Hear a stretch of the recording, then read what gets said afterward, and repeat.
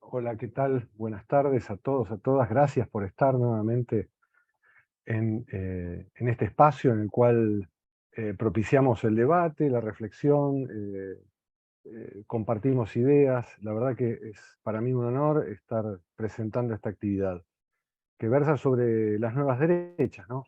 Y yo quería decir solamente unas palabras introductorias, este, reflexionando un poco en términos históricos, porque que nos encontramos hoy, que como hace 100 años vivimos hoy en una época en la que el desencanto del liberalismo, o en todo caso su incapacidad para aportar soluciones a los problemas de nuestras sociedades, bueno, opera como un terreno fértil para que germinen ideas de derecha y de extrema derecha. Y coordinadas en una verdadera internacional reaccionaria, los grupos de derecha se presentan como lo nuevo, lo disruptivo, un canto de sirenas que ataca el statu quo y ofrece recetas mágicas para terminar con la desigualdad, la violencia, la inseguridad, las políticas de género que perciben claramente como un problema, ¿no? La inmigración, la diferencia. eh, pero la derecha, digamos, no es ingenua ni torpe, sino que esmerila la democracia desde adentro sin renunciar a la participación electoral. En todos los países tenemos grupos de derecha que optan por la vía electoral, pero también lo hacen desde fuera del sistema, propiciando golpes de mercado, estrategias judiciales para esmerilar el sistema o el sistema de partidos, o directamente grupos mediáticos que le hacen, que acompañan esta estrategia. En este espacio, que está propiciado por ZAPTA, por Meretz Innovación, queremos reflexionar respecto a las causas, al presente, a las perspectivas que tiene hoy la derecha en el mundo, pero poniendo el foco fuertemente en la Argentina, en Brasil, en Israel, ¿no? En estos países. Desde ZAPTA también queremos reafirmar el compromiso con la pluralidad de voces e ideas, en este mundo en que estos conceptos se encuentran nuevamente cuestionados y bajo amenaza. Así que sin más preámbulos, le cedo la palabra a Kevin que anda por ahí, ¿no? Gracias, Mariano. Y bueno, gracias a todos por estar. De parte, les doy también la bienvenida como miembro de Meretz Argentina. A nosotros nos parece importante, como decía Mariano, abrir estos espacios de aprendizaje, espacios de debate también, y por eso también los invitamos a expresar sus opiniones y sus preguntas para los panelistas a través del chat. Creemos que es necesario para entender la realidad que nos rodea y proporcionarnos herramientas para operar ante esta realidad. Agradecemos a nuestros socios, instituciones hermanas como son ZAPTA Innovación, por la colaboración y por el esfuerzo en el armado y la difusión de esta actividad. Desde Meretz, en la diáspora, hoy Meretz es una fuerza extraparlamentaria en Israel, pero también activa en las comunidades judías y con representación en las instituciones sionistas, aspiramos a ser la casa de los judíos progresistas y de izquierda dentro del mundo de las instituciones sionistas y las comunidades. En este sentido, quien quiera conocer más sobre actividades, proponer más espacios de debate y reflexión, está invitado, invitada a acercarse a nosotros vía las redes sociales de Meretz Argentina y sumarse para construir una comunidad judía, una sociedad argentina, un Estado de Israel con valores de izquierda, con representación de judíos laicos y de tradiciones religiosas liberales, con igualdad para mujeres, con respeto a la diversidad sexual y muchos otros temas que son centrales a nuestra plataforma y que seguramente serán discutidos hoy. Y por último, y no quiero hacer muy extenso esto, no quiero dejar de expresar nuestra solidaridad con las miles de personas que en Israel están protestando en las calles contra lo que está pasando, a las marchas de miles de personas de las últimas semanas contra la reforma judicial de Netanyahu para eliminar el Estado de Derecho y salvarse a él mismo. Se sumó en los últimos días la protesta frente al pogrom llevado a cabo por colonos israelíes en contra de los palestinos de Juwara, en Cisjordania. Esto significa docenas de miles de personas, la mayoría judíos israelíes, en una protesta de solidaridad con los palestinos y en contra de la venganza a sangre fría, la anarquía y la opresión. Y no me parece un tema menor, y me parece que es un tema que debemos reconocer.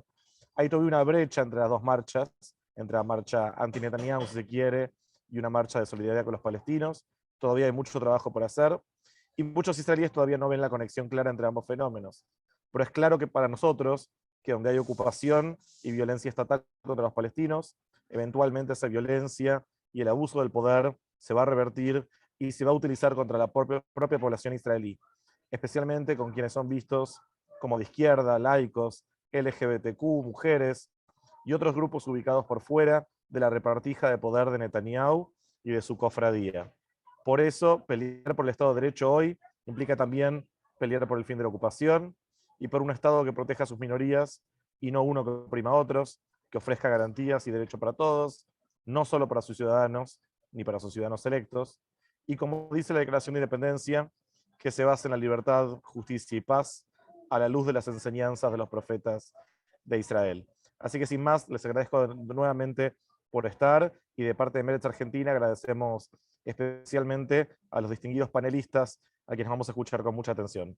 Muchas gracias. Gracias, Kevin. Bueno, yo les cuento que esta actividad surgió por una idea de Ana Wardman, en el marco de la Mesa de Redacción de Innovación. Ana es integrante de nuestra mesa de redacción, y bueno, en nuestras conversaciones surgió la idea de Ana, y bueno, la verdad que nos pareció muy oportuno poder hacerla. Ana, bueno, es una reconocida académica, es doctora en Ciencias Sociales de la UBA, socióloga, profesora investigadora del Gino Germani, tiene una larga trayectoria académica que sería muy largo destacar acá, pero bueno, muy agradecido, Ana, de tu propuesta, y bueno, te cedo la palabra desde Innovación, y también desde Tzapta y desde Meretz, desde esta actividad. Así que, Ana, tenés la palabra. Bueno, muchas gracias, Gustavo. Bueno, muy contenta de participar acá y de que esta propuesta se lleve a cabo. Esto surgió efectivamente a partir del último encuentro virtual que tuvimos sobre Israel amenazada, y a partir de allí también surgió esta idea de comparar o de pensar Israel y el fenómeno de la derecha en Israel en relación a las derechas que están emergiendo en todo el mundo, como señalaba Mariano y Kevin anteriormente. O sea que no podemos pensar Israel aislado de fenómenos que están ocurriendo a nivel mundial, a pesar de que Israel tiene características particulares, ¿no? Y lo que nos llamaba la atención en esta perspectiva, o de pensar Israel en una perspectiva comparada, era la apropiación que tanto en Brasil como en la Argentina había, por un lado, en el caso de Brasil, de la bandera de Israel y del uso indiscriminado de la bandera de Israel en diversas situaciones, y también en el caso de la Argentina, en la figura de la nueva derecha, que no es gobierno. Bolsonaro ha sido gobierno y tiene un caudal electoral importante, pero en la nueva derecha argentina, que aparece como una amenaza, digamos, de ser gobierno, de tener alguna representación política, la apropiación también de símbolos de la religión judía, como es la kippah, la lectura de la Torá, la alusión a Pesach, por el significado que tiene por la libertad y el uso bastardeado del concepto de libertad por Javier Milei, ¿no? Entonces, bueno, allí nos preguntamos qué significa esto, ¿no? Donde la derecha tradicionalmente, al menos en América Latina, se apoyaba en el catolicismo, ¿no? Y, digamos, y todo su conservadurismo antigénero, fundado en la exaltación de la familia, etcétera, ahora vendría a apoyarse en la religión judía. Bueno, ¿y qué implicancias tiene eso para el judaísmo? También nos podemos preguntar, ¿no? Tanto en nuestra comunidad, en la comunidad argentina y brasileña, y qué significa esto en términos de los judíos y el Estado de Israel, ¿no? Bueno, muchos temas para pensar, y para eso hemos invitado a figuras que están investigando sobre estos temas. Y bueno, en primer lugar le vamos a dar la palabra a Michel German, que es profesor de Sociología de la Universidad Federal de Río de Janeiro, Es coordinador del Núcleo Interdisciplinario de Estudios Judaicos y el Laboratorio de Religión, de Espiritualidad y Política, y coordinador académico del Instituto Brasil-Israel. Sobre este tema ha publicado Onau Judeu, a tentativa de colonización del judaísmo pelo bolsonarismo, de editora Fósforo 2022. Así que bueno, le damos la palabra a Michelle German, que anda por ahí, 10-15 minutos. Bueno, muchas gracias Ana, muchas gracias a todos y a todas y a todos. Primero, me perdone por el portuñol, que voy a intentar hacer mejor que lo que puedo hacer. Bueno, antes, quería decir que es un placer, mucho gusto estar hablando con ustedes de Meretz, de Tzavta y de Encuentro.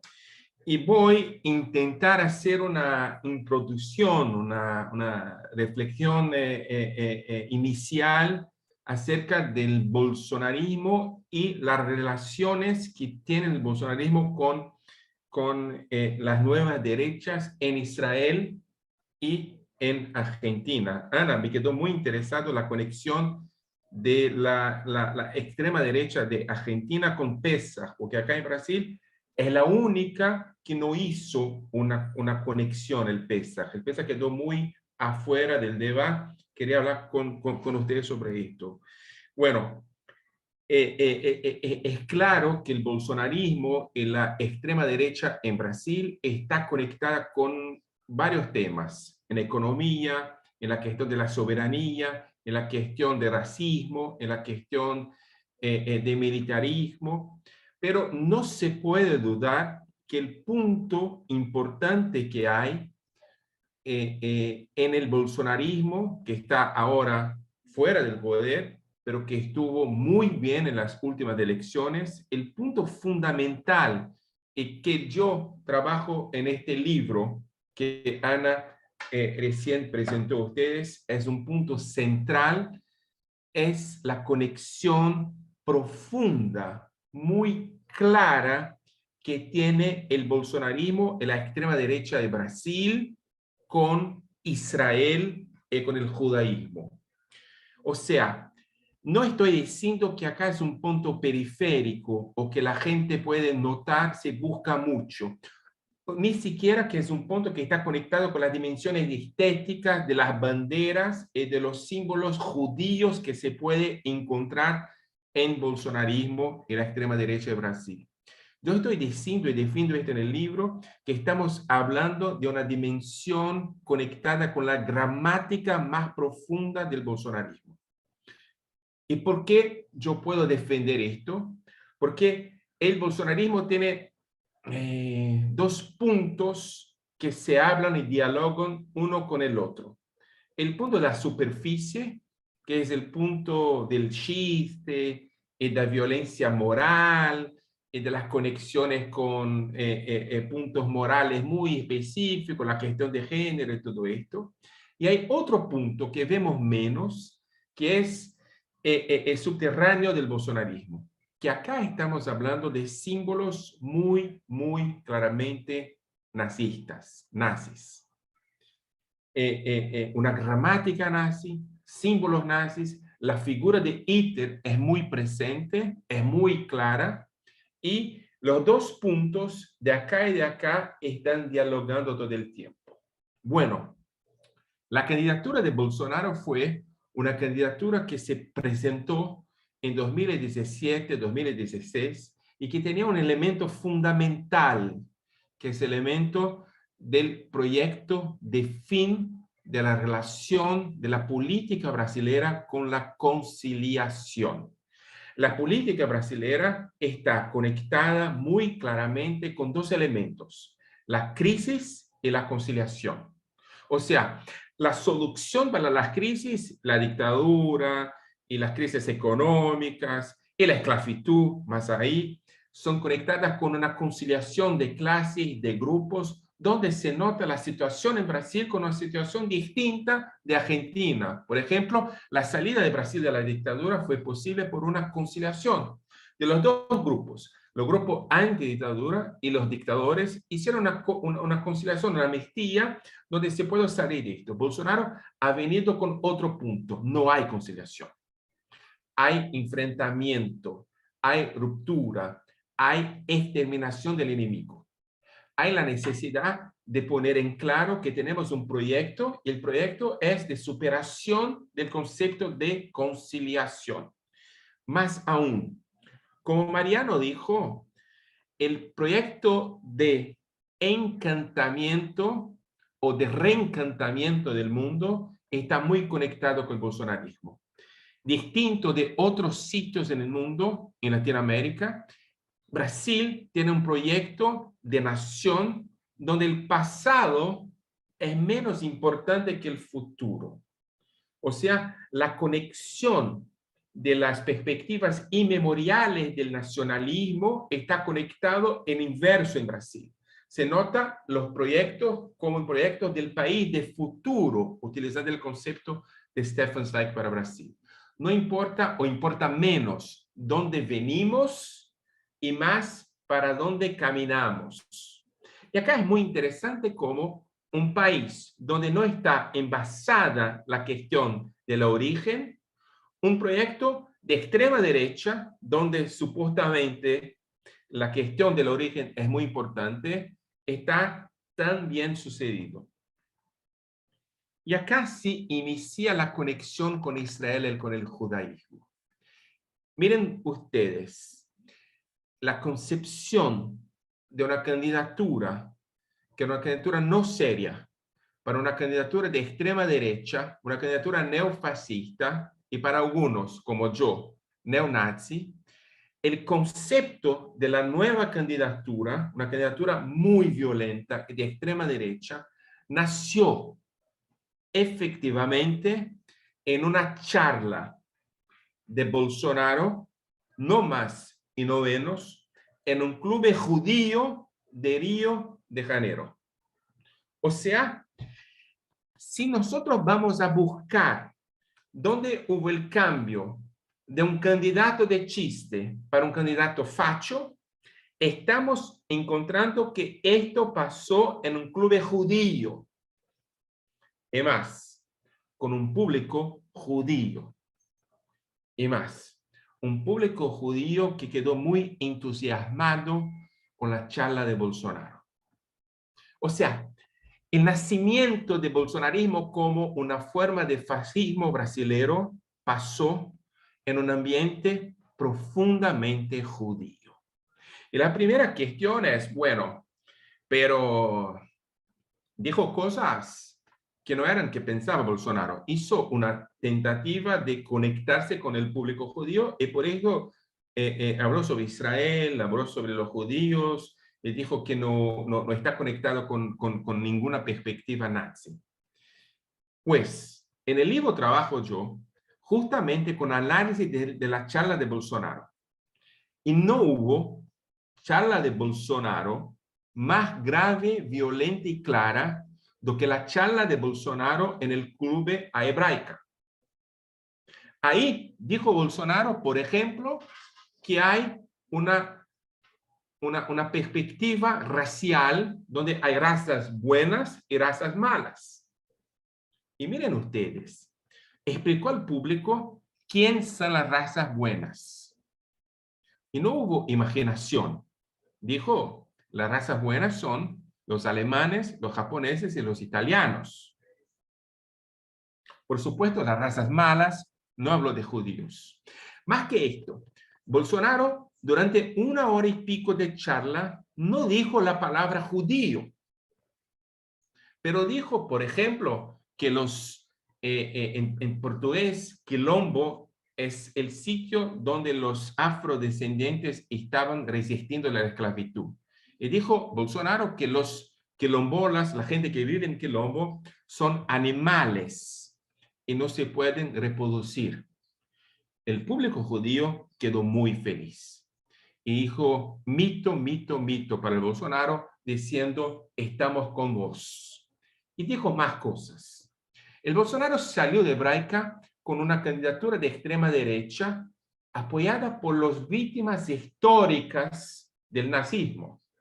Más que esto, Bolsonaro dijo las cosas que dijo con la bandera de Israel en el mundo. O sea, estaba hablando sobre cosas muy conectadas con nazismo, muy conectadas con racismo, muy conectadas con perspectivas de extrema derecha, pero de extrema derecha de hecho, con la bandera por atrás. Esta fue la figura que salió de Bolsonaro en hebraica, la bandera de Israel. Y es claro, podemos hacer una conexión rápida de que esta fue la intención de Bolsonaro. Una foto con el símbolo de Israel y que la gente no pueda decirlo que era nazi, porque estaba con la bandera por atrás. Me parece que esto es importante, sí, pero es uno de los elementos. Hay otros. Y estos elementos son más profundos y, en mi perspectiva, más importantes. El bolsonarismo ha creado una perspectiva muy clara de un proyecto de pasado. Y acá tenemos una perspectiva de la extrema derecha que es muy importante. La extrema derecha tiene una perspectiva de reencantamiento del mundo, donde el pasado es el punto fundamental y no el futuro. Hay que se conectar con el pasado, donde en un país como el Brasil, donde el pasado no es importante, este es un proyecto nuevo. Estamos presentando para ustedes un pasado. ¿Y cuál es el pasado? El pasado de los judíos. Tenemos un pasado donde la gramática es la misma gramática del pueblo elegido, los judíos. Y la conexión no es con la Biblia en un sentido más amplio. La conexión es con la Biblia en perspectivas donde el poder es importante. O sea, en sitios de templo, de los reyes como Shlomo y David, acá somos nosotros y vosotros, los judíos y la extrema derecha, miembros del mismo pueblo. Tenemos un proyecto de pasado que es el Israel bíblica. Pero no solo. Tenemos otro proyecto. Así dijo Bolsonaro. El proyecto es la conexión que nosotros tenemos con las víctimas blancas. En Brasil hay un problema. Hay un proceso de reconocimiento público de las víctimas de la esclavitud, donde la extrema derecha nota esto muy mal. Y dicen, nosotros somos las víctimas, los blancos somos las víctimas. Pero hay un problema, ¿qué blancos son las víctimas en Brasil? Y Bolsonaro, el bolsonarismo, ha creado una perspectiva de que hubo víctimas blancas. Y acá hay un proceso de deshistorización de la Shoah. Se trabaja con el Holocausto con una perspectiva donde las víctimas sacrificiadas, los judíos, son las víctimas blancas. O sea, se toma para sí las primeras víctimas que han venido a Brasil en el siglo XVI como las víctimas primeras que han llegado a Brasil. O sea, el judío toma el sitio del negro en la historia de Brasil. El tercer punto, o sea, el judaísmo como un símbolo de blanquitud. El judaísmo como un símbolo de pasado, un judaísmo como un símbolo de blanquitud, y un judaísmo como un símbolo, y acá estoy haciendo un diálogo con Ariel, con un símbolo de barrera en contra de los incivilizados, contra el Oriente. Y acá es muy importante.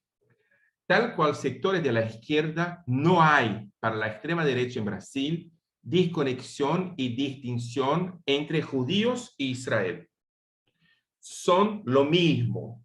Y cuando notan que en Israel de Bibi Netanyahu, por más de que otra Israel, es un símbolo de la defensa del mundo civilizado occidental del oeste en contra de la invasión de los bárbaros, los judíos armados, los judíos imaginarios, que son los judíos, por ejemplo, que hicieron el pogrom que Kevin dijo algunos minutos antes, estos judíos son los símbolos de los judíos verdaderos. Los judíos verdaderos no son los judíos seculares, universalistas, de izquierda. Estos son falsos. Los judíos verdaderos son los judíos que están en las colonias y que están armados y que representan la barrera en contra los infieles, los orientales, los musulmanes, los comunistas, o qué quieren ustedes. El último punto, o sea, la blanquitud, la cuestión de los judíos armados y la barrera. El tercer punto es muy importante. Los judíos son, y acá se toma una perspectiva también trabajada en Israel, los judíos son el pueblo de startup. No solamente hay una nación de startups, sino hay un pueblo de startup. Un pueblo ultracapitalista, ultraliberal, que está en contra del Estado. El Estado, económicamente hablando, no existe para los judíos. O sea, los judíos son muy blancos, muy armados y muy capitalistas. Y el último, que puede parecer contradictorio, pero no es, los judíos son los cristianos. O sea, los judíos están involucrados con la base del cristianismo. El judaísmo existe, esto en la charla está muy clara, para dar a nacer el judaísmo. No hay judaísmo en la perspectiva específica, hay una civilización judaica cristiana. O sea, el judaísmo existe para el cristianismo. Esta perspectiva fue presentada para los judíos adentro de Hebraica. Y los judíos dentro de Hebraica tuvieron la posibilidad de un sueño que siempre quisieron tener, que es hacer parte de la mayoría, hacer parte de un proyecto de mayoría, donde los símbolos del proyecto son los símbolos que usaban en casa. Los símbolos de la bandera, de los símbolos judíos, de la habla sobre los judíos, es los símbolos que conocen de otros sitios. Se sienten parte de un proyecto que están tomando los sitios hacia afuera, pero es un proyecto de colonización y un proyecto profundamente antisemita, profundamente antisemita. Es antisemita porque está conectado con el judaísmo imaginario y en una perspectiva de desaparecimiento del judaísmo real. El judío que estaba en este día, en abril de 2017, afuera de Hebraica, haciendo la manifestación más violenta en contra judíos y judíos de la historia de la comunidad judía de Brasil. Estos judíos son presentados por Bolsonaro como no judíos. Hay un proceso, por tanto, de conversión y desconversión. Bolsonaro se torna el judío y los judíos que son contra Bolsonaro, no judíos. Bueno, me parece que esto no es un fenómeno brasileño solamente. Y acá es el punto, me parece que por esto me importa hablar sobre esto con la gente de Meretz y de Tzavta y de Encuentro. Me parece que la gramática producida por el sionismo de la derecha, la gramática producida por la perspectiva del sionismo que está en el poder en Israel hace mucho, la gramática que trabajó en 2016, tratando el partido laborista de Israel, la Vodá, como un partido de la Mahané anti-sioní, el campo anti-sionista, hizo dio condiciones para que los judíos de Brasil tomaran para sí lo mismo concepto. O sea, hay un proceso sionista o neosionista, como diría Uri Ram, de trabajar los conceptos anti-izquierda, anti-partido laborista, de deslegitimación de la izquierda en Israel, que fueron importados o exportados hacia el Brasil. Y la comunidad judía no estaba tomando para sí una perspectiva no sionista. Para ellos, la comunidad judía de Bolsonaro, esto era un proceso que estaba en acuerdo con las perspectivas de Bibi Netanyahu y del sionismo de derecha. Para mí, el sionismo de derecha estaba conectando y posibilitando la ruptura de judíos y judíos, la conexión de que los judíos de izquierda en Brasil son no judíos y los fachos y nazis de la derecha son los verdaderos judíos. Esto no está en contra de la perspectiva de Israel, mucho por el contrario, esto es producto del sionismo de Bibi Netanyahu. Muchas gracias a todos y a todas. Bueno, muchas gracias, Michelle, por tu reflexión. Muchos temas para pensar. Y bueno, ahora le vamos a dar la palabra a Ariel Goldstein. ¿Está por ahí?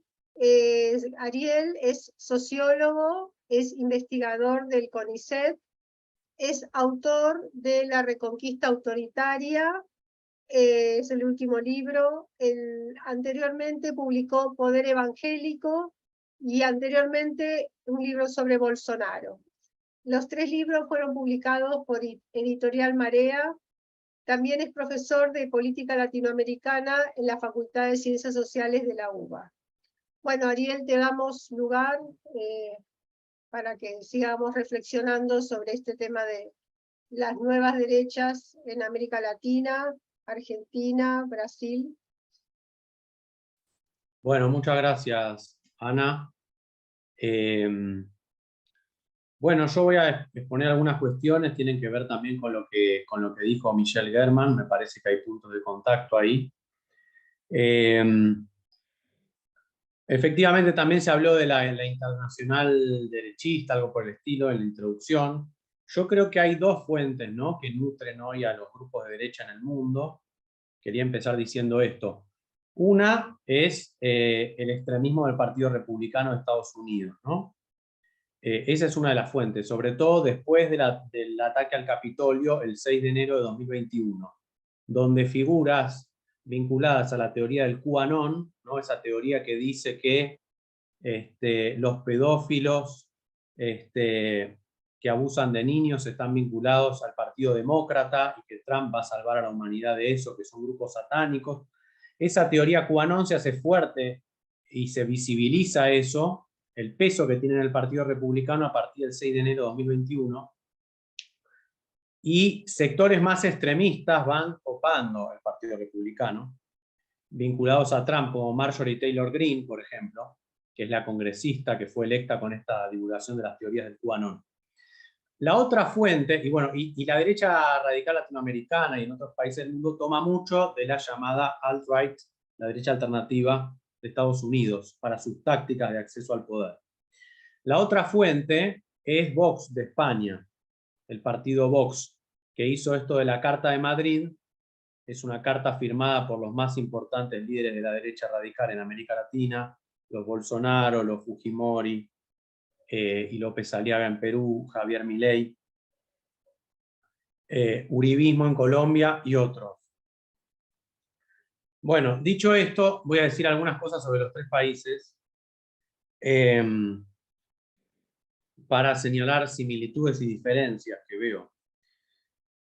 En el caso de Israel, actualmente lo que veo es una alianza, ¿no?, entre derechistas religiosos y corruptos, ¿no?, contra el Poder Judicial. O sea, por un lado, Netanyahu era investigado por su denuncia de corrupción, ¿no?, por haber recibido favorecimientos y coimas. Pero vio también que ese era el mismo camino, digamos, que querían los grupos de derecha religiosos, que están en los asentamientos, como Bezalel Smotrich, ¿no?, que decían, bueno, el Poder Judicial es demasiado de izquierda, aparte es un límite frente al avance que nosotros queremos hacer en términos de una justicia que sea más afín a los grupos religiosos, una noción de ciudadanía más vinculada a la religión judía, y no en términos más universales, plurales. Bueno, entonces ahí encontraron un punto de unidad, ¿no?, en el ataque al Poder Judicial.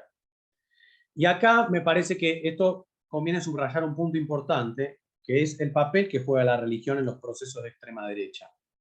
Esto estuvo en el ataque al Capitolio de 2021, esto estuvo también incluso en el ataque a la toma de los 3 poderes en Brasilia, que sucedió a inicios de este año, donde hubo pastores evangélicos presentes que llamaron a movilizarse para eso.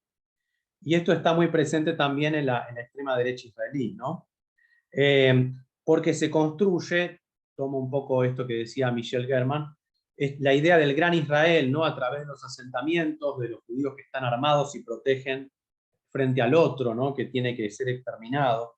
Esto también está vinculado en Israel con la militarización de la sociedad, ¿no? Son procesos de larga duración, eso no surgió ayer, digamos, viene especialmente a partir de la guerra que termina con la ocupación en 1967, ¿no?, cuando Israel ocupa los territorios y expande el tema de los asentamientos.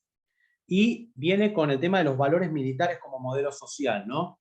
Las Fuerzas Armadas en Israel difunden mucha propaganda diciendo que son un modelo a imitar. De hecho, también aquellos que no hacen el ejército son vistos como gente que traiciona, ¿no? Un poco los ideales, digamos, de lo que es ser un buen judío en Israel, ¿no? Y acá viene otro tema de la extrema derecha, ¿no? Que en el caso israelí es muy notable, es muy evidente cómo la extrema derecha usa el conflicto palestino-israelí, ¿no?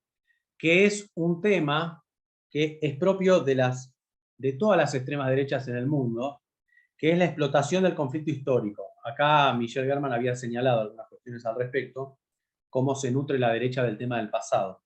Cuando uno ve el caso de Polonia, ¿no? El Polonia donde gobierna el partido Ley y Justicia, liderado por los hermanos Kaczynski, ve que lo que hace Ley y Justicia es armar una visión de la historia donde los polacos no tuvieron ninguna responsabilidad en el Holocausto.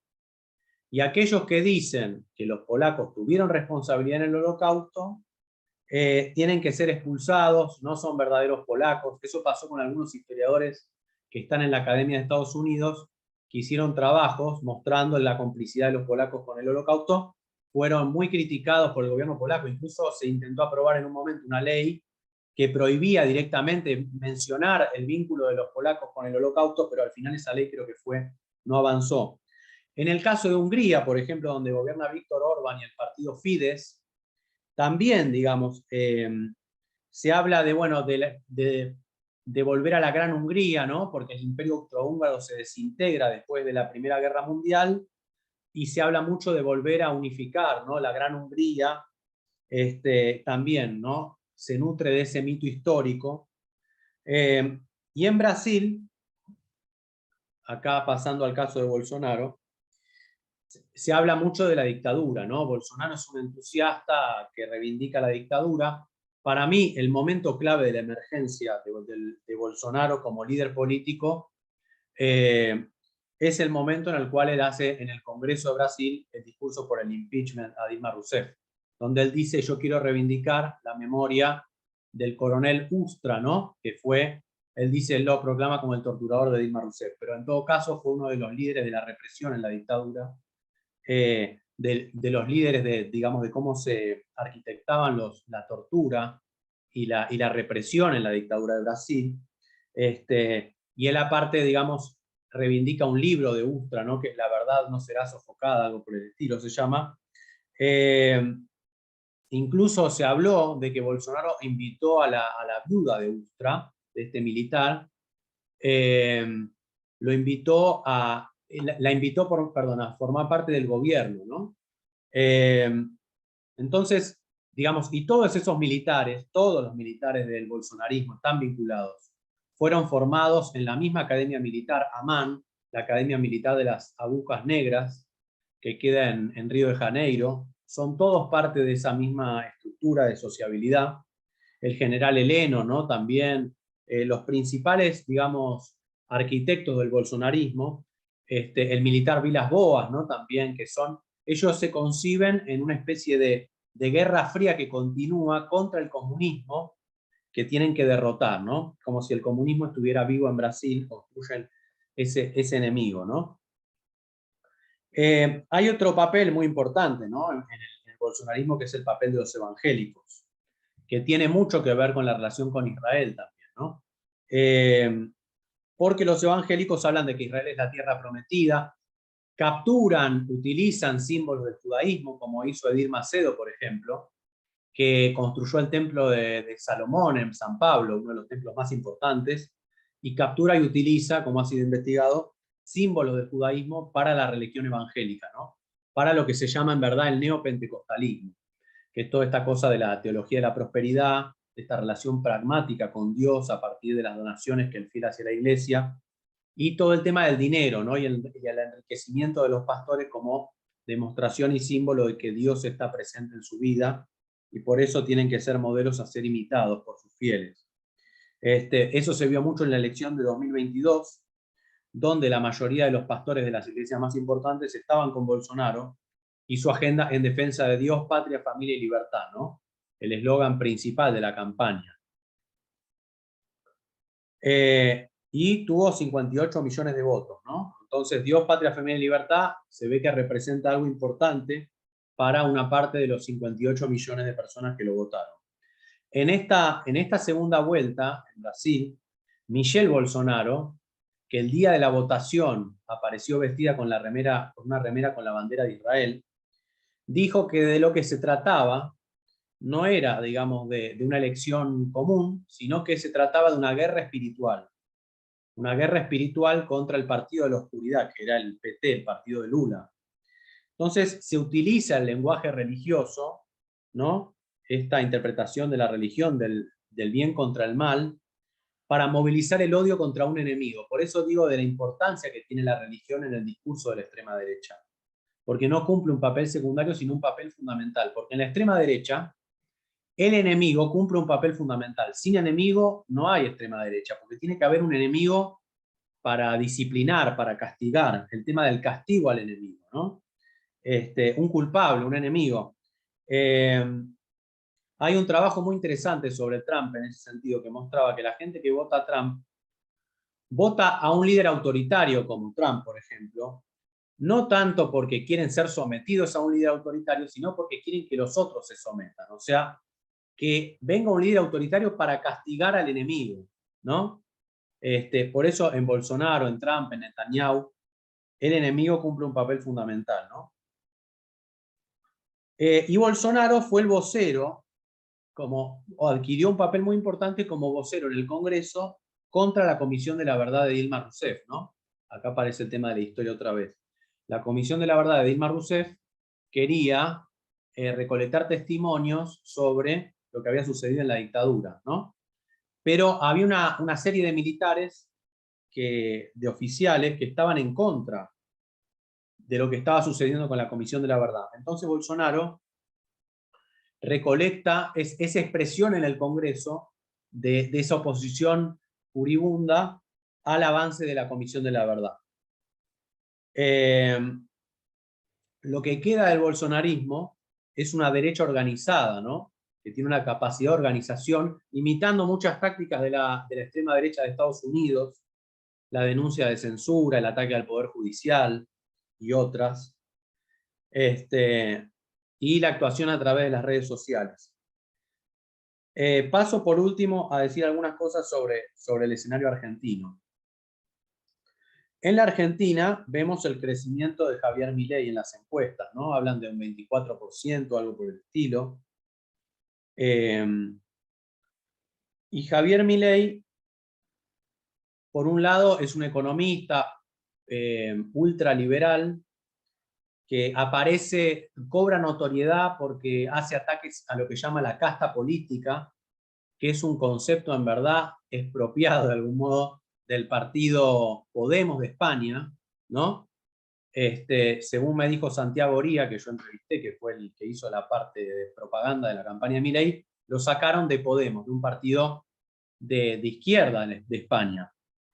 Esto tiene que ver con una serie de tácticas que también usa la extrema derecha de Estados Unidos y en distintos países de América Latina, demostrar que tiene que ver con este libro de Pablo Stefanoni que habla de la rebeldía que se volvió de derecha, ¿no? Utilizar cuestiones que tienen que ver con presentar a la extrema derecha como si estuviera contra el status quo, ¿no? Como si fuera un signo de rebeldía. En un país como el nuestro, donde en los últimos años tuvo muchos gobiernos peronistas, digamos que el peronismo es el status quo y los rebeldes son, ¿no? la extrema derecha. Por un lado está Milei, por el otro lado yo diría está Victoria Villarruel, ¿no? Que es la que tiene el vínculo más aceitado con la extrema derecha de España, con Vox, y que se inspira en ese ejemplo. Victoria Villarruel tiene una ONG para restablecer lo que llama la verdad completa, ¿no? Sobre el tema de la dictadura militar en la Argentina, que dice, bueno, que los grupos de izquierda armados fueron terroristas, que sigue habiendo una izquierda armada en la Argentina. Bueno, también es una batalla por definir una historiografía más a la derecha, ¿no? Pero acá sí planteo una diferencia entre digamos, lo que sucede en Israel, en Brasil y en la Argentina. Recientemente vimos una película, ¿no?, que fue muy importante, que es Argentina 1985, ¿no?, que era aplaudida en los cines y que tuvo mucha notoriedad, ganando varios premios. Ahí me parece que hay una diferencia, ¿no?, porque esta manipulación histórica, esta construcción que hace la extrema derecha sobre el conflicto histórico y resuelto en distintos países, en la Argentina representa un obstáculo, ¿no?, para estas fuerzas de extrema derecha, porque existe aún todavía un cierto consenso que se ve, por ejemplo, en la aprobación que tuvo esta película Argentina 1985, existe un cierto consenso respecto de la necesidad de juzgar los crímenes de la dictadura. Por eso pienso que si bien Milei probablemente tenga un papel protagónico en las próximas elecciones, en la Argentina va a marcar la agenda y va a tener un papel importante, va a ser difícil, digamos, tiene un obstáculo en esta cuestión histórica, ¿no?, en lo que representa la tradición argentina, del juicio a las juntas, de visibilización permanente de los organismos de derechos humanos de los crímenes de la dictadura. Por lo tanto, veo que ahí hay un límite para que ese movimiento pueda avanzar en un determinado momento. Así que bueno, dejo por acá y después seguimos con las preguntas, debatiendo, etc. Muchas gracias. Gracias, Ariel. Bueno, muchos temas para seguir pensando y para nuevas mesas. Ahora le vamos a dar la palabra a Arie Kakovics. Arie Kakovics, él es profesor del Departamento de Relaciones Internacionales de la Facultad de Ciencias Sociales de la Universidad Hebrea de Jerusalén, y actualmente es profesor invitado de Georgetown University en Washington. Así que, bueno, Ari, bienvenido, te cedemos la palabra. Hola, buenas tardes. ¿Me escuchan? ¿Me escuchan bien? ¿Sí? Muy bien. Sí, sí. Bueno, en primer término quiero disculparme especialmente por Michelle, Ariel y Ana, porque yo tengo una clase hace 20 minutos, estando seguro que, pensando acá que estamos en principio de la primavera o fines de invierno, que es solo 1 hora de diferencia con Buenos Aires y no 2. Así que me perdí, escuché ahora a Ariel varios de sus puntos que hablaba mucho tanto de Israel comparando con Brasil. No lo escuché a Michelle, pero supongo que a Michelle lo podré escuchar en las preguntas y respuestas. Así que en primer término me quiero disculpar porque generalmente, a pesar que soy porteño, es decir, trato ser puntual y acá no fui puntual, ¿no? Así que eso realmente me disculpo. Ahora, y quiero agradecer a Gustavo y a Enrique por invitarme, a pesar que, de hecho, no es directamente mi tema. Yo enseño Relaciones Internacionales 30 años y ahora estoy en Estados Unidos este año y mi mujer me dice, bueno, que estemos acá y no en Israel, porque en Israel me estaría en las manifestaciones y haciéndome más o sufriendo más lo que está ocurriendo. Pero sí voy a tratar en forma, digamos, breve, en unos no más de 10 minutos para poder abrir al diálogo, referirme a algunos puntos. Alcancé a escuchar a Ariel que comparabas y hablabas del tema religioso y del uso y abuso del conflicto árabe-israelí, uso y abuso de las historias, el papel de los evangelistas, etc. Ahora, yo creo que tengo anotado algo así como 7 puntos. Y digo, es un poco chutzpah mía, ¿no?, de que estoy hablando de un tema de política comparada y la propuesta de la mesa en sí es súper interesante, tratar de comparar cosas que se pueden comparar y quizás no, porque yo creo que la realidad israelí es muy diferente. En primer término, en términos teóricos, y esto lo aprendí hace unos días de un profesor holandés que enseña en Georgia, así es el mundo, se llama Karst Mudel, y él es muy optimista respecto al futuro de la democracia en Europa. Y él hace una distinción que creo que es importante aclarar respecto a las derechas, entre la derecha radical y la ultraderecha o la extrema derecha.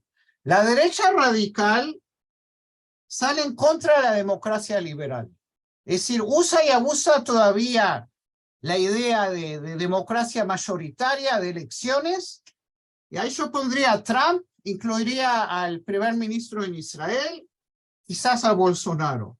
La derecha extrema es la derecha que llevó en su momento en Europa al fascismo y al nazismo, que están en contra de la democracia en sí. Yo incluiría en el mapa israelí esencialmente a Smotrich, porque Smotrich está a favor de un Estado teocrático. Respecto a Ben-Gvir, no sé si lo incluiría o no. No lo incluiría ahí a Netanyahu, por ejemplo. Ahora, Netanyahu, y es mi segundo punto, no es una nueva derecha. Él fue toda su vida conservador. Y de hecho, los que conocen la realidad israelí, en las demostraciones, en las manifestaciones, se mostró un vídeo del 2012 donde Netanyahu defiende como el Don Quijote a la Corte Suprema. Lo que ha ocurrido en los últimos años, por su juicio, Netanyahu está dispuesto a vender el alma y quemar al país y transformar a Israel en una democracia iliberal para terminar su juicio. Esa es la historia de estas reformas. En ese sentido, el problema es con los socios de Netanyahu. Los socios de Netanyahu incluyen elementos de extrema derecha. Creo que las últimas noticias de Israel son un poco alentadoras. Ya empiezo no en forma muy objetiva que el personaje más extremo en este partido sionista religioso, que es una ofensa al nombre, ha renunciado al gobierno porque no le han dado lo que le han prometido. Este es del partido Noah. Ahora, Ben-Gvir tiene un prontuario de terrorista. Smotrich tiene una visión teocrática, es decir, la extrema derecha o la derecha al acecho va de los socios de Netanyahu. El cuarto punto, y no sé si yo no estoy tratando de presentar algunos puntos respecto a lo que ocurre en Israel. Los 7 elementos, para darles una idea, los 7 elementos de esta reforma, entre comillas, que es de hecho un intento de transformar el sistema israelí, incluyen la politización en la elección de jueces. Los jueces no pueden discutir leyes básicas. El Parlamento puede hacer lo que quiere. Los asesores jurídicos no van a ser burócratas, sino van a ser, nominaciones políticas. Dividir el rol del fiscal general. Cancelar la demanda que el gobierno actúe de acuerdo, lo que se llama en hebreos virut, en forma adecuada o con criterio de sentido común, y los jueces no pueden cancelar las leyes. Los 7 elementos juntos, los que nos dan, por razones que quiero en un minuto comparar con la realidad de Argentina y de Brasil, es mucho más peligroso que la realidad de Argentina y Brasil, de acuerdo al sistema que tenemos en Israel, que es una democracia parlamentaria, sin una constitución y sin una clara separación de poder entre el ejecutivo y el legislativo. Ahora, comparando con Argentina y Brasil, y esto lo escribió Yuval Harari comparando con Hungría, pero yo quiero comparar con mi país de origen, con Argentina y con Brasil. ¿Por qué es más peligroso el acecho de la derecha en Israel que en Argentina y en Brasil? En primer término, en Argentina y Brasil, a pesar que no es tan fuerte como la Unión Europea, ustedes tienen un marco regional de arriba, ¿verdad? Mercosur puede suspender a países que no son democráticos, como Venezuela. Segundo, Argentina y Brasil son estados federales. Israel es más pequeño que Tucumán. Somos un estado unitario, un solo sistema, un solo distrito electoral.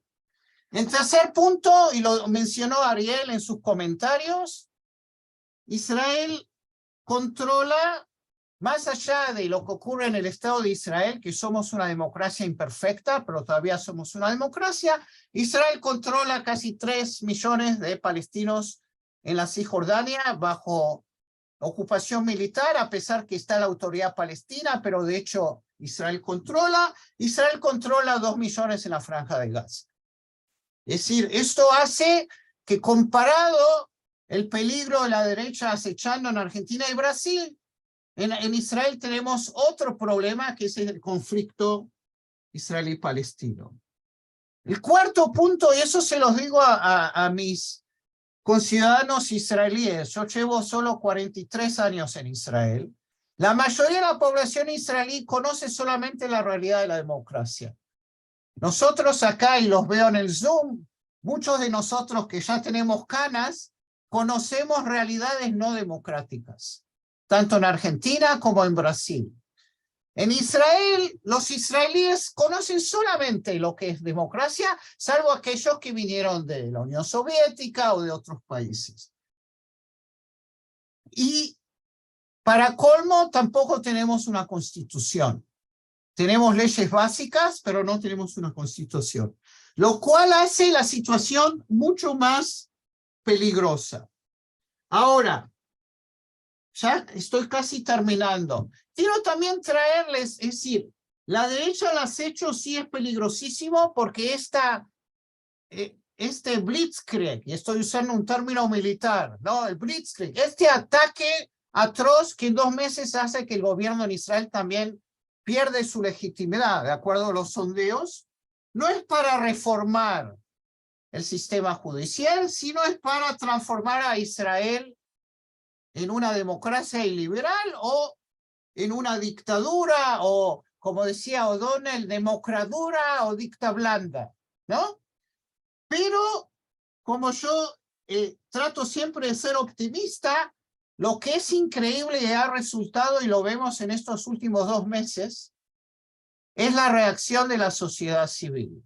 Y no solo de la reacción de los usual suspects, como los que organizan esta mesa, Tzapta, no, es todo, es decir, es la mayoría de la opinión pública en Israel, gente que también es de derecha, no es izquierda y derecha.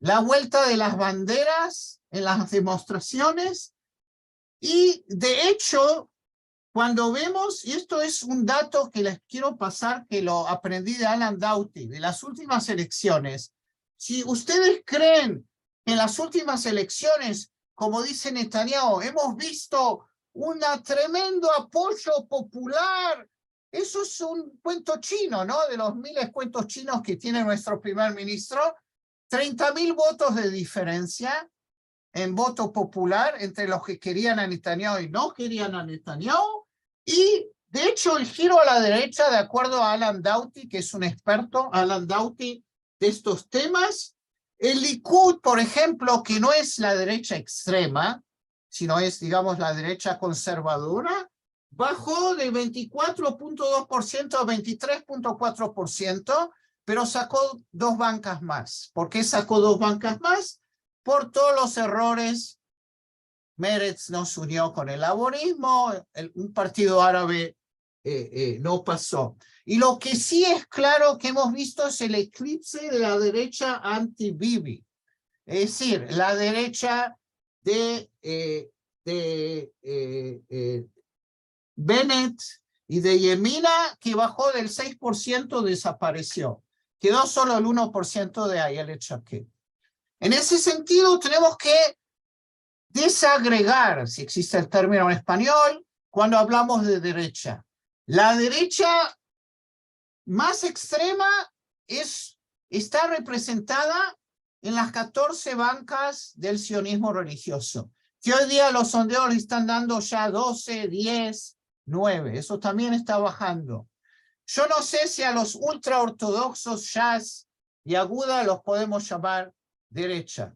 Lo que ha hecho Netanyahu, que de hecho, digamos, es el golem de Praga o Frankenstein, como no tenía otra, él ha armado una coalición con elementos de extrema derecha, pero esto crea un dilema respecto a Netanyahu al futuro de este gobierno. Y eso lo estamos viendo muy claro en los últimos días, inclusive. Netanyahu depende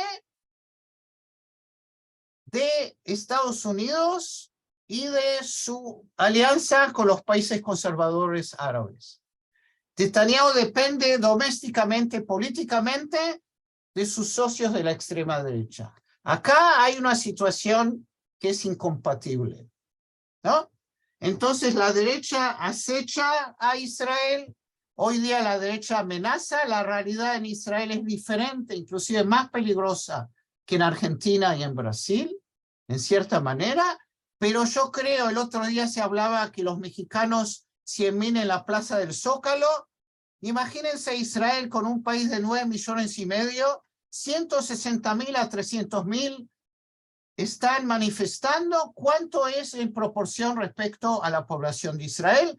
Eso nos da por lo menos la esperanza que estamos viviendo una pesadilla. La derecha acecha, pero Israel, o por lo menos la Israel que la mayoría de la población quiere, va a sobrevivir, y de acá a unos meses o un año vamos a recordar esto como un episodio. Pero capaz que es wishful thinking, no lo sé, pero les agradezco de invitarme y espero que lo que dije fue algo coherente. Gracias. Gracias, Arie. Sí, fue muy coherente y nos deja pensando sobre la situación de Israel en perspectiva comparada. Bueno, ahora le vamos a dar lugar a las preguntas del público, de la audiencia que tenemos por aquí. Hay varias cuestiones. Hay una primera pregunta que tiene que ver con Milei, con nuestra nueva derecha argentina. Dice, es de Alejandro Asiuto. Y dice, es interesante lo que dice Milei, si es presidente. Los dos primeros países a visitar serán Israel y los Estados Unidos. ¿Por qué esa identificación con Israel?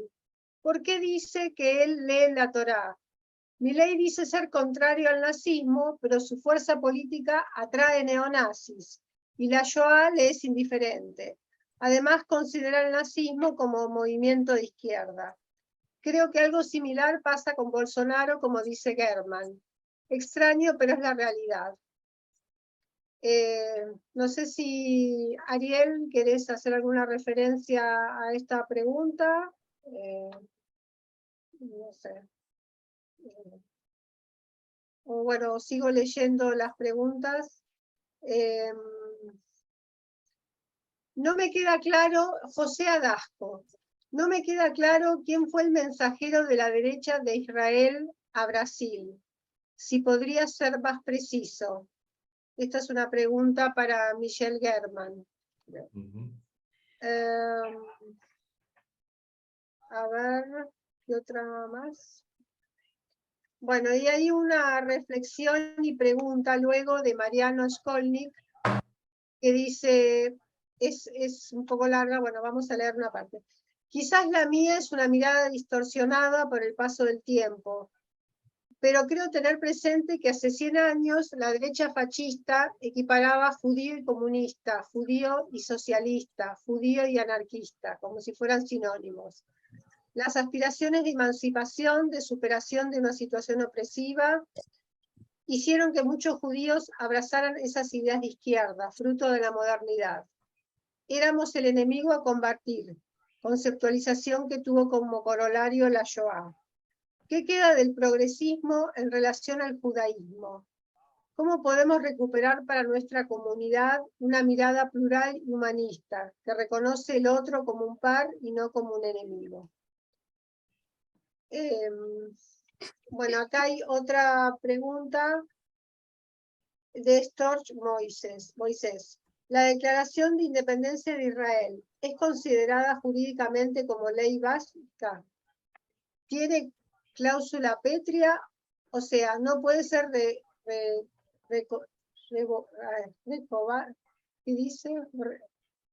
revocada. Y por último, le quería preguntar a Arie, Elías Levi. Le quería preguntar a Arie qué porcentaje real hoy representan en la población total de Israel los ortodoxos sumados a los nacionalistas religiosos de las colonias.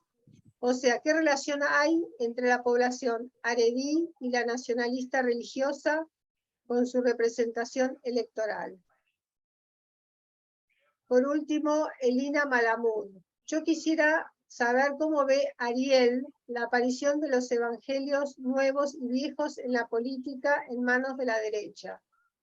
Por ejemplo, a los golpistas bolivianos enarbolando la Biblia como estandartes. Bueno, no sé quién quiere empezar.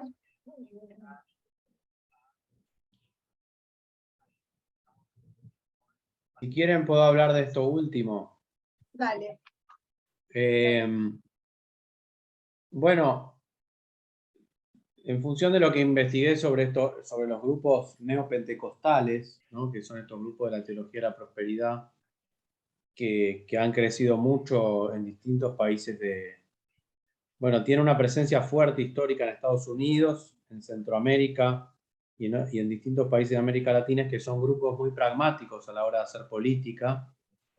Pueden asociarse tanto con presidentes de la llamada izquierda en América Latina,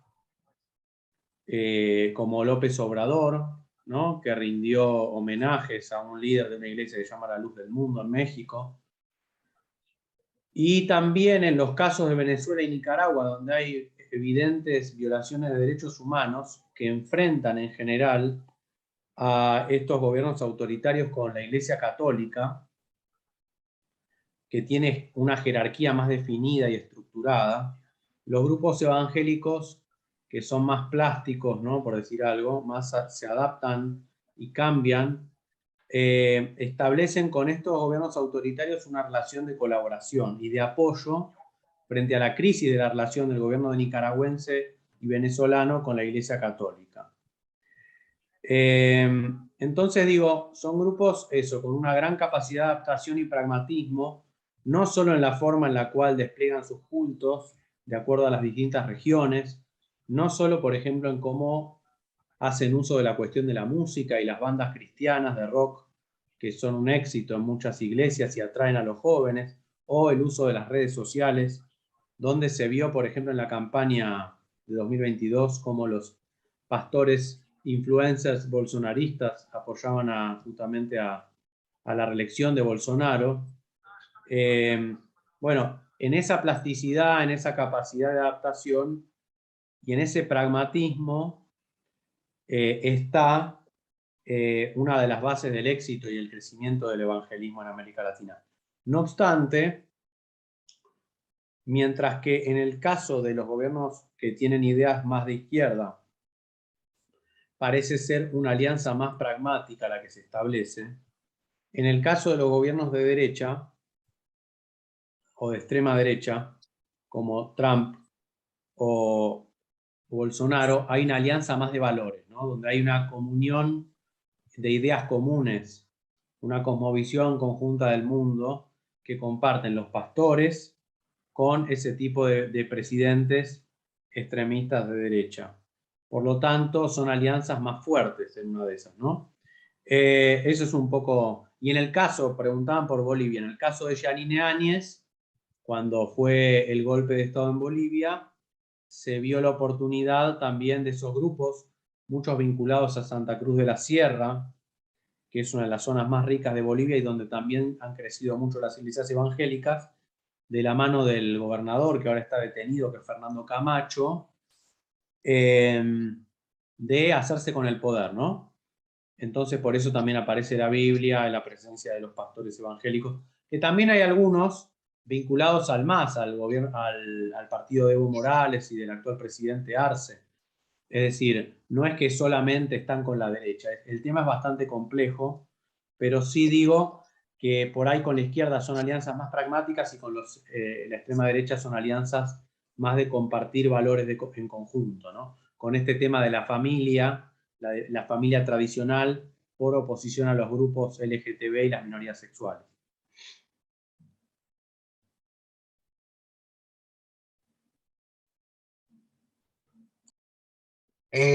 ¿Quieren que comente brevemente? Bueno, bienvenido. Bueno, Sí. respecto a si la Declaración de Independencia es ley básica, es una pregunta interesante. No estoy seguro, no está considerado, es considerado el documento básico, ¿no? Es decir, La Declaración de Independencia hay que leerla, hay que aprenderla y ahí tenemos la ecuación clara: Israel como Estado judío y democrático, ¿no? Abierto a igualdad, sin diferencia de étnica, sexo, etcétera, ¿no? Ahora, ¿por qué no estoy seguro? Es decir, no tiene, creo que hay un intento de hacer la ley básica, pero no es ley básica. Y para darles una idea por qué no es ley básica, en 2018, que es parte del tema que estamos hablando hoy, el Parlamento israelí, la Knesset, aprueba la ley de reconocer a Israel como el Estado Nacional del pueblo judío.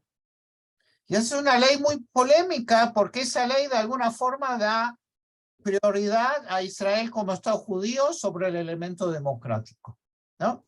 Por eso es que la Declaración de Independencia no es que se la pueda cambiar, pero se la puede ignorar. De hecho, la Declaración de Independencia se ha transformado en la plataforma de toda esta gran porcentaje de la población que se opone a estas llamadas reformas que en hebreo se dice como un golpe, suena como un golpe de Estado o un coup, ¿no? Afijá mishtarit, un golpe de Estado en términos del sistema judicial. Y la otra pregunta, que era una pregunta que estaba viendo acá, los resultados del Parlamento, de la Knesset, de las elecciones del 1 de noviembre, porque es complicado, es esta pregunta sobre el porcentaje real. Para darles una idea, votaron más o menos, no más o menos, 4.794.593 personas de casi 7 millones, es decir, casi el 71%, que está muy bien. Ahora, el partido que se identifica claramente con lo que está hablando Ariel, con la extrema derecha, más allá de la derecha radical, es decir, lo que se llama el sionismo religioso Otzma Yehudit, sacaron cerca del 11% de los votos y tienen 14 bancas. Luego tenemos los dos partidos ultraortodoxos. Shas sacó 8.25%, 11 bancas, y Aduta Torah, Aguda, 5.88, es decir, 6%, 7 bancas. Hoy día en el Parlamento, 32 de los 64 miembros de la coalición son religiosos. Ahora, lo cual implica que hay una alianza muy clara entre elementos religiosos y elementos nacionalistas extremos. En estos números que le estoy dando, no estoy incluyendo a los miembros del Likud, porque dentro del partido del Likud hay elementos seculares, hay elementos más moderados, a pesar que ninguno de los moderados saltó en contra de Netanyahu, es decir, todos votaron como corderos, ¿no? Pero dentro del Likud mismo hay representantes que habitan en la Cisjordania, ¿no? En Judea y Samaria, y que se identifican con estos elementos. Pero así todos sumando, no son la mayoría. Es decir, de hecho, los elementos religiosos y ultra extremos no son la mayoría y no representan la mayoría de la opinión pública de Israel. ¿Cómo lo vemos esto? En el hecho que vemos una bajada muy grande en los sondeos últimos del Likud, de 32 a 26, y vemos que la opinión pública israelí, de acuerdo a los últimos sondeos, más del 60% de la población está en contra de este blitz de reformas judiciales. Lo que sí podemos decir que tanto el sector de los habitantes, de los settlers, ¿no? De los habitantes de Judea y Samaria, o en la Cisjordania, y los ultraortodoxos, son los dos lobbies más hábiles en la política israelí. Es decir, están representados en el Parlamento, quizás más allá de la población del país. Para darles una idea, en la Cisjordania hoy día hay más o menos 450.000 israelíes. Más de la mitad de ellos son ultraortodoxos. Una minoría son de extrema a extrema, ¿no? Y los ultraortodoxos en Israel, eso hay que hacer la cuenta, cuál es su porcentaje en la población de Israel, yo creo que es inclusive menor que el porcentaje de la población palestina, que son 2 millones de 9 millones y medio, pero que juntos han sacado solamente 10 bancas, ¿no? Es decir, ¿por qué no han venido a votar? En ese sentido, son mucho más eficientes que los seculares en Israel o los palestinos. Bien, gracias, Ari. No sé si Michelle German... Bueno, la pregunta sobre el mensajero me parece importante, una pregunta muy importante porque acá una conexión difícil. Hay una respuesta clásica que pone los evangélicos como una conexión muy importante entre Bolsonaro y el gobierno de Israel. De hecho, hay un esfuerzo muy grande de conexión pragmática mismo de Bibi con los evangélicos en Brasil. Pero el Bolsonaro no es evangélico, o por lo menos no está conectado de forma orgánica con los evangélicos. El punto principal ideológico de Bolsonaro está involucrado con un liderazgo católico muy conservador, que fue el tutor de Bolsonaro, que se llama Olavo de Carvalho, y es profundamente antisemita y pro-israelí. Entonces, acá son contradicciones que tenemos que vivir con ellas para que podamos comprender las conexiones.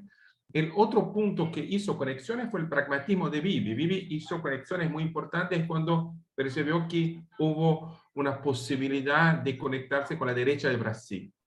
Y acá estamos hablando de pragmatismo mismo, o sea, conexiones con comercio y todo esto.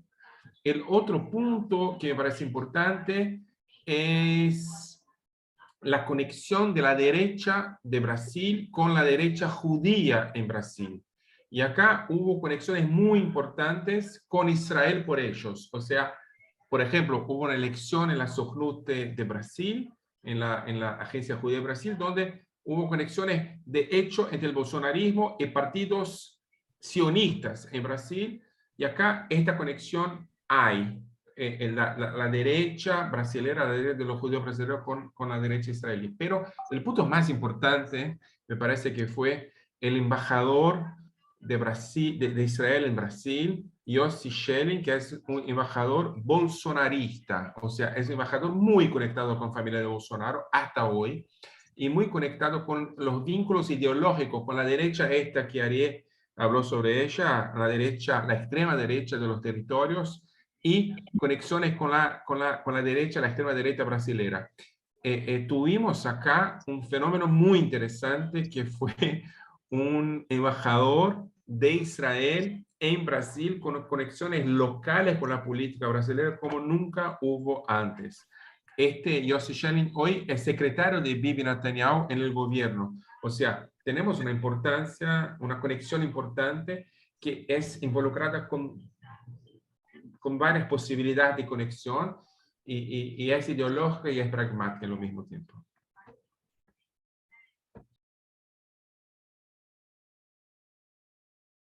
Por ahora no hay más preguntas, hay comentarios diversos. No sé si alguno de miembros de la mesa quiere hacer alguna reflexión más. Si no...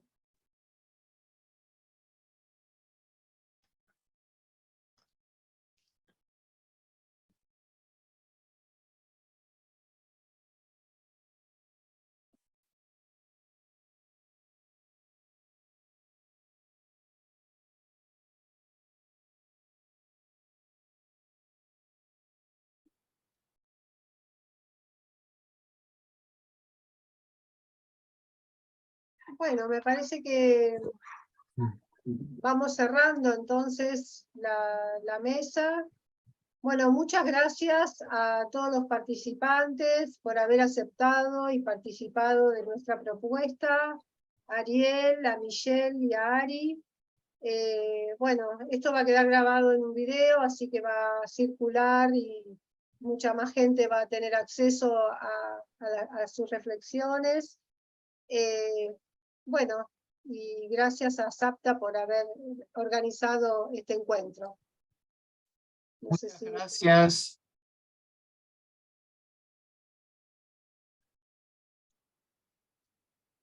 Ahí preguntan cómo se puede volver a escuchar. Bueno, va a haber un video de YouTube, ¿no? En el sitio de SAPTA, es así. Se suscriben en SAPTA y en YouTube, y ahí acceden a todos los videos de todas las actividades. Exacto, en el canal de YouTube de SAT de Innovación y de SAPTA quedan grabadas todas las actividades. Además está transmitiendo por Facebook, y entonces también queda grabado en Facebook. Así que queda por varios canales para aquellos que no han podido estar hoy.